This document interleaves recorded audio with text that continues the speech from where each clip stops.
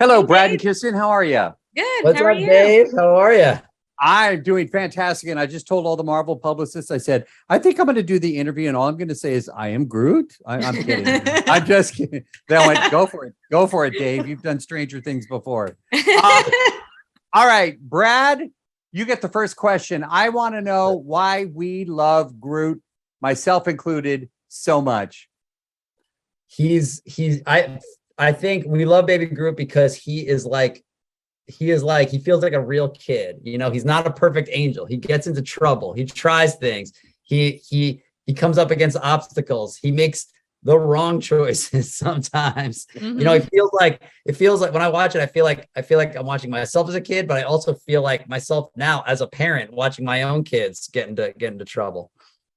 And it's funny you say that because, Kirsten, your first question for me today is, I think Baby Groot needs some time out. He's so mischievous. I love this series. The story, you know, and I'm not ruining anything, but, you know, it leads up to events, which you all know. And then, you know, the payoff and I'm like, oh, that little Baby Groot. But does he need time out? No, I don't believe in timeouts. You know, Okay. I think he's learning. I think he's figuring it out, you know, especially like when he makes the wrong move.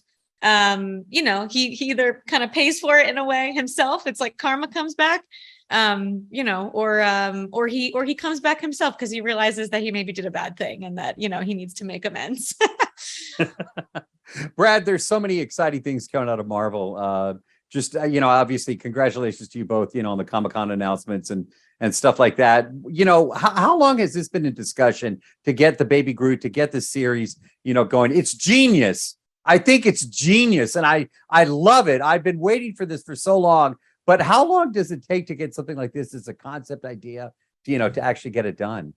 I think, you know, when we started to produce What If, we all at the studio became really inspired about what we could do next in animation. And it was very quickly decided that Baby Groot was a great character to expand our storytelling in that medium.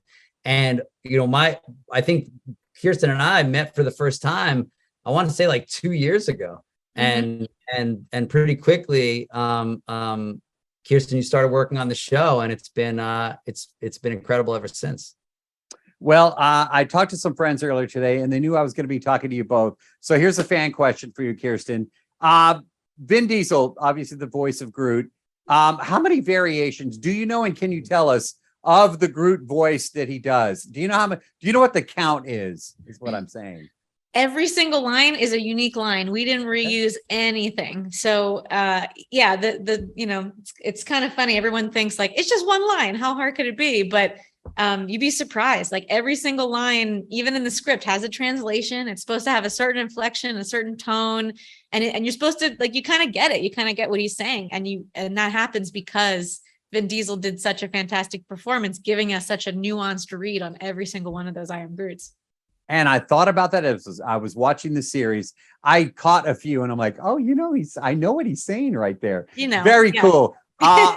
Again, congratulations to you both. Kirsten, job well done. And Brad, I honestly can't wait to see what's coming up next from you all. Everything that you all have done and touched and released has been pure magic, pure gold. And for us fans, I absolutely freaking love it. So keep them coming. And that way we get to talk again down the road. How does that sound? Awesome. Looking forward to it, Dave. Thank you so much, Dave.